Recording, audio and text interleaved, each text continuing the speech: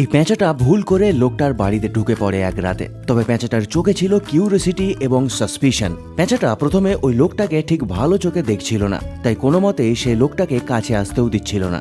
লোকটা অনুমান করে পেঁচাটার হয়তো খিদে পেয়েছে, এই জন্য সে ফ্রিজ থেকে কিছু মাংসের টুকরো কেটে দেয়। পেঁচাটা খুব দ্রুত ওই খাবারটা খেয়ে নেয়, যার পরে ওই লোকটার প্রতি তার সন্দেহ অনেকটা কমে যায়। সে লোকটার পায়ের কাছে হেঁটে হেঁটে ঘুরে বেড়াতে থাকে।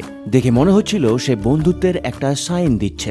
এরপর থেকে পেঁচাটার যখনই খিদে পেত সে ওই লোকটার বাড়িতে চলে আসতো, আর লোকটাও খুব মজা করে ওই পেঁচাটাকে খাইয়ে দিত।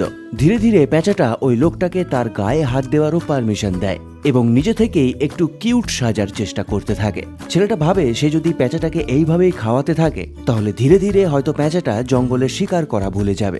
এজন্য আস্তে আস্তে ছেলেটা খাবার দেওয়া বন্ধ করে দেয়। তবে তারপর পেঁচাটা বাইরে থেকে পোকামাকড় ধরে ছেলেটার কাছে আনা শুরু করে। হয়তো পেঁচাটা ভেবেছিল এই পোকাগুলোর বদলে ছেলেটা তাকে মাংস খেতে দেবে।